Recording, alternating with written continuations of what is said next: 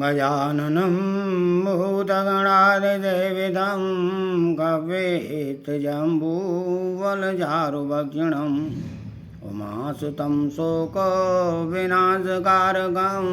नमामि विघ्नेश्वरपादपङ्कजम् ध्यानाभ्यासवशीकृतेन मनसा तन्निर्गुणं तत्निष्क्रियं ज्योते किञ्चन योगिनो यदि परं पश्यन्ति पश्यन्तु ते अस्माकं तु तथैव लोचनचमत्काराय भूयाच्चिरं कालिन्दी पुलिनोदरे किमपि यन्नीलं महोधावति यावन्निरञ्जनमजं पुरुषं जरन्तं संचिन्तयामि निखिले जगति स्फुरन्तं तावद्बलात् स्फुरते हन्तरे मे गोपस्य कोऽपि शिशुरञ्जनपुञ्जमञ्जू।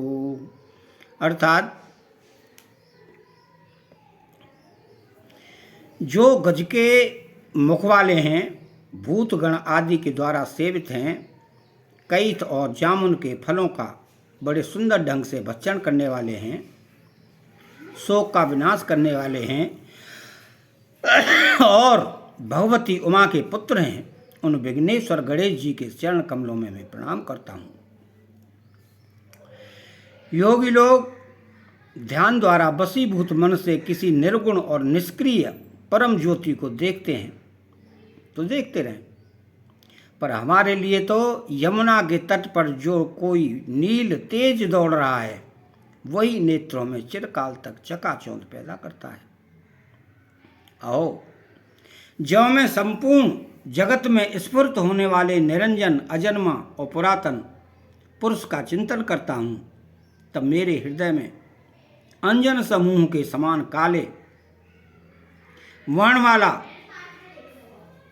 कोई गोप शिशु बलात् स्फुरित होने लगता है।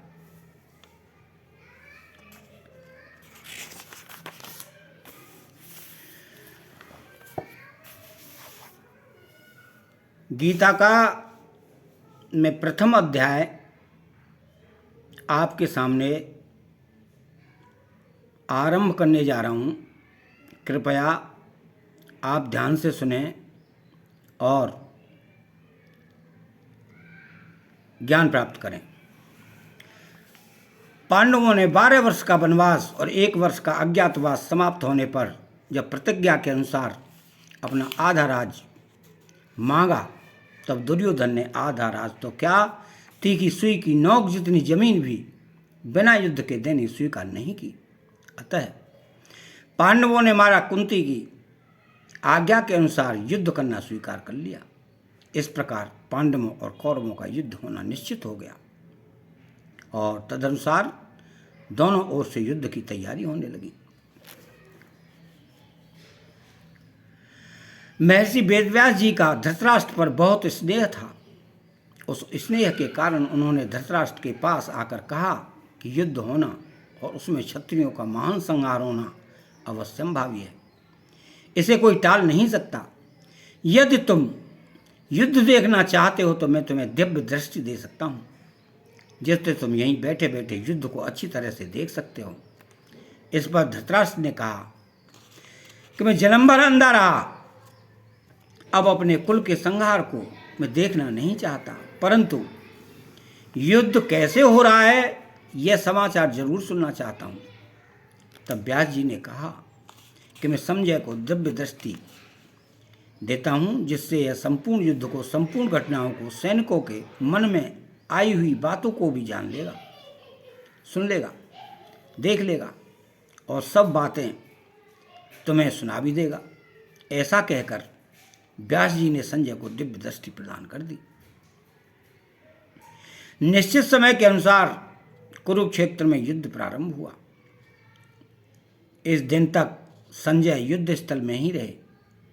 जब पितामह भीष्म बाणों के द्वारा रथ से गिरा दिए गए, तब संजय ने हस्तिनापुर में, जहाँ धृतराष्ट्र विराजमान थे, आकर धृतराष्ट्र को यह समाचार सुनाया इस प्रकार इस समाचार को सुनकर धृतराष्ट्र को बड़ा दुख हुआ और वे विलाप करने लगे। फिर उन्होंने संजय से युद्ध का सारा वृतांत सुनाने के लिए कहा। भीष्म पर्व के 24वें अध्याय तक संजय ने युद्ध संबंधी बातें धृतराष्ट्र को सुनाई। 25वें अध्याय के आरंभ में धृतराष्ट्र संजय से पूछते हैं कि धर्म क्षेत्रे कुरुक्षेत्रे समवेतायुयोत्सव मामकाः पांडवाश्चैव किम कुर्वत संजय।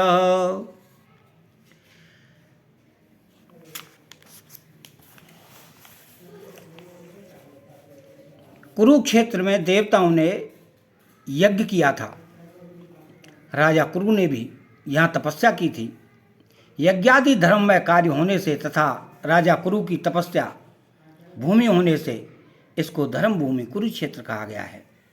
यहाँ धर्म क्षेत्र और कुरुक्षेत्र पदों में क्षेत्र शब्द देने में धृतराष्ट्र का अभिप्राय है कि यह अपनी कुरुवंशियों की भूमि है। यह केवल लड़ाई की भूमि ही नहीं है, प्रत्युत तीर्थ भूमि भी है, जिसमें प्राणी जीते जी पवित्र कर्म करके अपना कल्याण कर सकते हैं। इस तरह लौकिक और पारलौकिक सब तरह का लाभ हो जाता है। ऐसा विचार करके एवं श्रेष्ठ पुरुषों की सम्मति लेकर ही युद्ध के लिए यह भूमि चुनी गई है। संसार में प्रायः 3 बातों को लेकर लड़ाई होती है: भूमि, धन और स्त्री। इन तीनों में भी राजाओं का आपस में लड़ना मुख्यतः जमीन को लेकर होता है। यहाँ धर्म क्षेत्र पद देने का तात्पर्य भी जमीन को लेकर लड़ने में है। कुरुवंश में धृतराष्ट्र और पांडु के पुत्र सब एक हो जाते हैं। कुरुवंशी होने से दोनों का कुरुक्षेत्र में अर्थात राजा कुरु की जमीन पर समान हक लगता है। इसलिए कौरवों द्वारा पांडवों को उनकी जमीन न देने के कारण दोनों जमीन के लिए लड़ाई करने आए हुए हैं।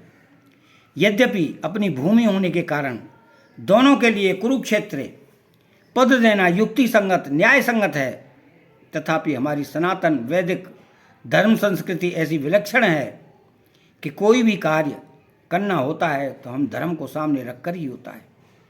युद्ध जैसे कार्य भी धर्म भूमि तीर्थ भूमि में ही करते हैं, जिससे युद्ध में मरने वालों का उद्धार हो जाए, कल्याण हो जाए।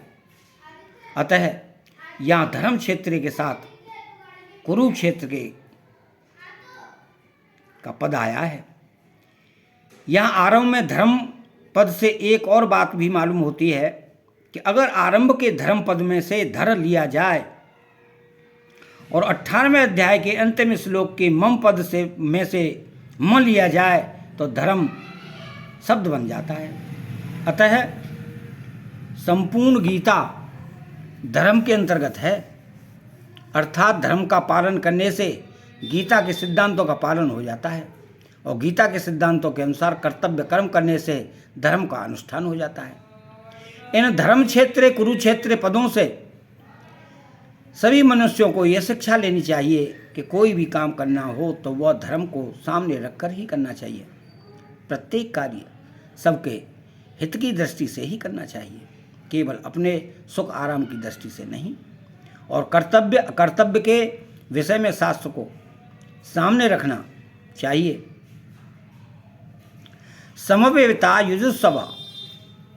राजाओं के द्वारा बार बार संधि का प्रस्ताव रखने पर भी दुर्योधन ने संधि करना स्वीकार नहीं किया। इतना ही नहीं, भगवान श्री कृष्ण के कहने पर भी मेरे पुत्र दुर्योधन ने स्पष्ट कह दिया कि बिना युद्ध के मैं तीखी सुई की नोक जितनी जमीन भी पांडवों को नहीं दूंगा। तब मजबूर होकर पांडवों ने भी युद्ध करना स्वीकार किया है। इस प्रकार मेरे पुत्र और पांडुपुत्र दोनों ही सेनाओं के सहित युद्ध की इच्छा से इकट्ठे हुए हैं। दोनों सेनाओं में युद्ध की इच्छा रहने पर भी दुर्योधन में युद्ध की इच्छा विशेष रूप से थी। उसका मुख्य उद्देश्य राज्य प्राप्ति का ही था। वह राज्य प्राप्ति धर्म से हो चाहे अधर्म से, न्याय से हो चाहे अन्याय से, विहित रीति से हो चाहे निषिद्ध रीति से, किसी भी तरह से हमें राज्य मिलना चाहिए, ऐसा उसका भाव था। इसलिए विशेष रूप से दुर्योधन का पक्षी युयुत्सु अर्थात युद्ध की इच्छा वाला था। पांडवों में धर्म की मुख्यता थी उनका ऐसा भाव था कि हम चाहे जैसा जीवन निर्वाह कर लेंगे पर अपने धर्म में बाधा नहीं आने देंगे, धर्म के विरुद्ध नहीं चलेंगे। इस बात को लेकर महाराज युधिष्ठिर युद्ध नहीं करना चाहते थे, परंतु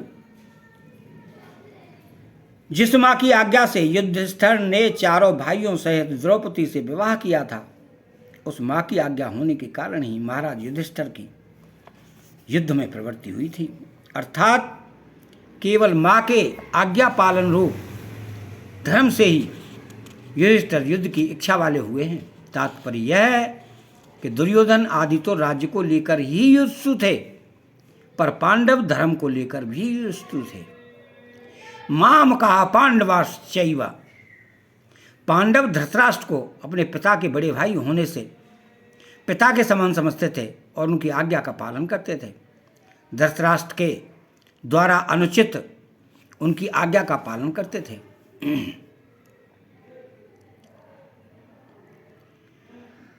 अतः यहां माम कहा वही पांडवा पद अलग देने का तात्पर्य है कि धृतराष्ट्र का अपने पुत्रों में तथा पांडव पुत्रों में समान भाव नहीं था, उनमें पक्षपात था, अपने पुत्रों के प्रति मोह था।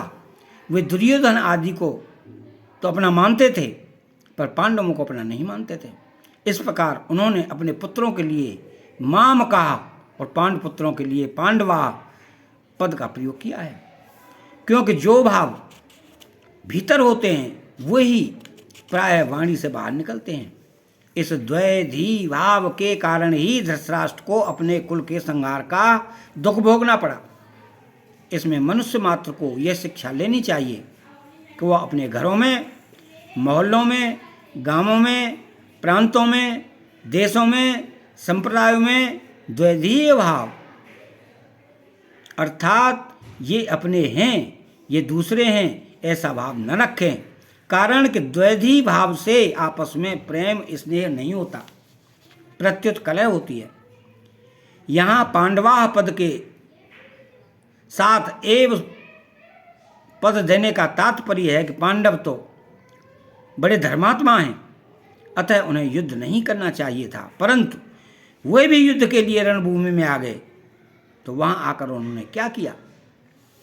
मामकाह और पांडवा, इनमें से पहले मामकाह पद का उत्तर संजय आगे के दूसरे श्लोक में 13वें श्लोक तक देंगे कि आपके पुत्र दुर्योधन ने पांडवों की सेना को देखकर द्रोणाचार्य के मन में पांडवों के प्रति द्वेष पैदा करने के लिए उनके पास जाकर पांडवों के मुख्य सेनापतियों के नाम लिए।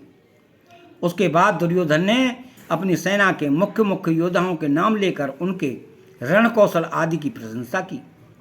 दुर्योधन को प्रसन्न करने के लिए भीष्म जी ने जोर से शंख बजाया। उसको सुनकर कौरव सेना में शंख आदि बाजे बज उठे। फिर 14वें श्लोक से 19वें श्लोक तक पांडवा पद का उत्तर देंगे कि रथ में बैठे हुए पांडव पक्षीय भगवान श्री कृष्ण ने शंख बजाया। उसके बाद अर्जुन, भीम, युधिष्ठिर, नकुल, सहदेव आदि ने अपने अपने शंख बजाए, जिससे दुर्योधन की सेना का हृदय दहल गया। उसके बाद भी संजय पांडवों की बात कहते कहते 20वें श्लोक से श्री कृष्ण और अर्जुन के संवाद का प्रसंग आरंभ कर देंगे। किम कुर्वत, किम शब्द के 3 अर्थ होते हैं, विकल्प, निंदा और प्रश्न। युद्ध हुआ कि नहीं, इस तरह का विकल्प तो यही लिया नहीं जा सकता, क्योंकि 10 दिन तक युद्ध हो चुका है और भीष्म जी को रथ से गिरा देने के बाद संजय हस्तिनापुर आकर धृतराष्ट्र को वहां की घटना सुना रहे हैं। मेरे और पांडु पुत्रों के ने यह क्या किया जो युद्ध कर बैठे, उनको युद्ध नहीं करना चाहिए था। ऐसी निंदा या आक्षेप भी यहां नहीं लिया जा सकता, क्योंकि युद्ध तो चल ही रहा था और धृतराष्ट्र के भीतर भी आक्षेप पूर्वक पूछने का भाव नहीं था। यहां किम शब्द का अर्थ प्रश्न लेना ही ठीक बैठता है। धृतराष्ट्र संजय से भिन्न भिन्न प्रकार की छोटी बड़ी सब घटनाओं को अनुक्रम से विस्तार पूर्वक ठीक ठीक जानने के लिए ही प्रश्न कर रहे हैं। बोलो जय श्री कृष्ण।